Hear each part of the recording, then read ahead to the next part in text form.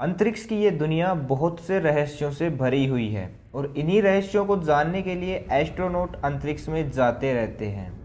लेकिन इतने बड़े अंतरिक्ष में ये एस्ट्रोनॉट कई महीनों तक कहाँ पर रुककर अपनी रिसर्च पूरी करते हैं? आपके इस सवाल का जवाब है इंटरनेशनल स्पेस स्टेशन, जिसे हम ISS भी कहते हैं। इसे खास तौर पर इंसानों की सुविधाओं को ध्यान में रखते हुए ही बनाया गया है।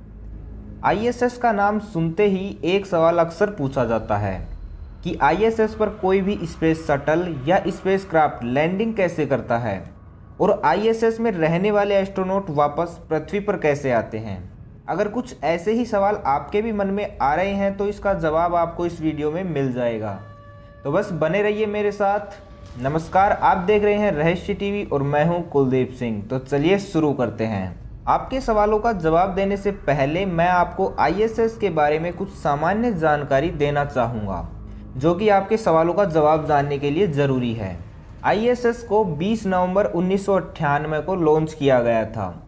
ISS की लंबाई 239 फीट, चौड़ाई 356 फीट और ऊंचाई 66 फीट है।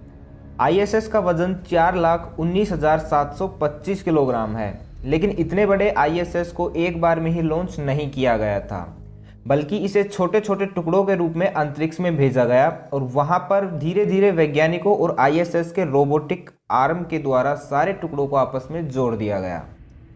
ISS के सारे हिस्सों को लगभग 136 उड़ानों के जरिए अंतरिक्ष में भेजा गया था। यह स्टेशन हमारी पृथ्वी की कक्षा से 330 से लेकर 435 किलोमीटर की ऊंचाई के मध्य चक्कर लगाता रहता है।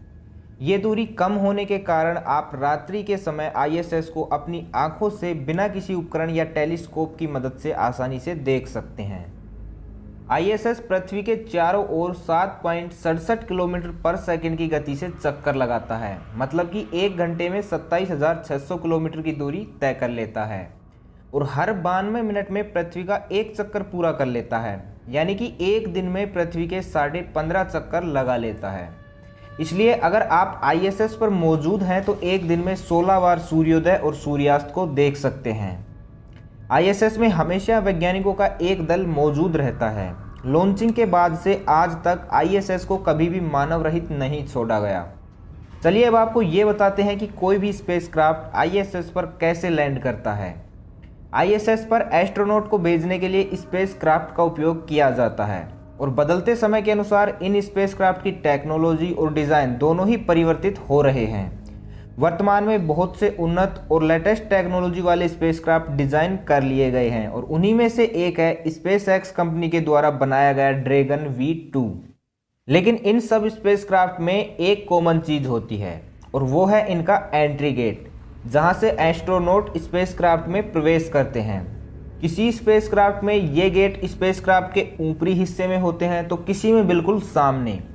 बिल्कुल इसी तरह का एक एंट्री गेट ISS में भी है, जहां से एस्ट्रोनॉट एंट्री लेते हैं। लेकिन ISS का एंट्री गेट फीमेल टाइप का होता है और स्पेसक्राफ्ट का एंट्री गेट मेल टाइप का। मतलब कि स्पेसक्राफ्ट के एंट्री गेट को इस तरह से डिज़ाइन किया जाता है कि यह ISS के एंट्री गेट में फिट हो जाए, मतलब उससे अच्छी तरह से अटैच हो जाए। जब किसी भी स्पेसक्राफ्ट को लॉन्च किया जाता है तो ये बूस्टर रॉकेटों और मेन रॉकेटों की सहायता से अंतरिक्ष में पहुंच जाता है। लेकिन अभी भी इसके सामने सबसे बड़ी चुनौती है ISS को पकड़ने की, जो कि 7.67 किलोमीटर पर सेकंड की स्पीड से चल रहा है। इसलिए सबसे पहले स्पेसक्राफ्ट अपनी गति को बढ़ाकर ISS के समान कर लेता है और धीरे धीरे ISS के साथ चलने की कोशिश करता है। वहीं ISS में मौजूद वैज्ञानिक लगातार स्पेसक्राफ्ट में मौजूद वैज्ञानिकों से संपर्क करते रहते हैं और उन्हें ज़रूरी जानकारियां देते रहते हैं। जैसे ही स्पेसक्राफ्ट ISS के नज़दीक आता है, ISS का रोबोटिक आर्म स्पेसक्राफ्ट को पकड़ लेता है। रोबोटिक आर्म स्पेस स्टेशन के लिए एक हाथ की तरह ही काम करता है, जिसके द्वारा ISS के खराब हिस्सों को बदला जाता है और अंतरिक्ष यात्री भी इसकी मदद से स्पेस वॉक के लिए बाहर आ सकते हैं। स्पेसक्राफ्ट के एंट्री गेट को रोबोटिक आर्म के द्वारा बड़ी सावधानी से ISS के एंट्री गेट से अटैच कर दिया जाता है और जैसे ही ये दो गेट एक दूसरे में समा जाते हैं तो ISS में मौजूद वैज्ञानिक एंट्री गेट को खोल देते हैं।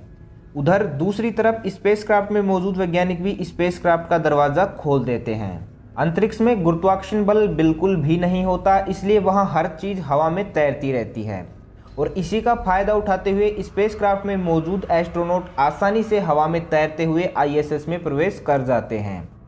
यहाँ पर एक महत्वपूर्ण बात यह है कि आईएसएस और स्पेसक्राफ्ट इतनी अच्छी तरह से आपस में जुड़ जाते हैं कि बाहरी वातावरण से एक सूक्ष्म जीवाणु भी अंदर नहीं आ सकता। अंतरिक्ष यात्रियों को अंतरिक्ष में एक निश्चित समय के लिए ही भेजा जाता है। उसके बाद नए वैज्ञानिकों का दल अंतरिक्ष में चला जाता है और पुराना वाला दल अपनी रिसर्च के परिणामों के साथ वापस पृथ्वी पर आ जाता है। तो अब समय है आईएसएस में पिछले कुछ महीनों से रह रहे एस्ट्रोनॉट की घर वापसी का। नए वाले दल के आईएसएस में प्रवेश करने के कुछ समय तक उनका मेल मिलाप होता है, एक दूसरे का हालचाल पूछा जाता है और उसके बाद पुराना वाला दल उसी एंट्री गेट से स्पेसक्राफ्ट में प्रवेश कर जाता है। स्पेसक्राफ्ट में जाने के बाद दोनों तरफ से एंट्री गेट को बंद कर दिया जाता है और स्पेसक्राफ्ट धीरे धीरे आईएसएस से अलग हो जाता है। अलग होने के बाद ये पृथ्वी की कक्षा में प्रवेश कर रनवे पर लैंडिंग कर लेता है।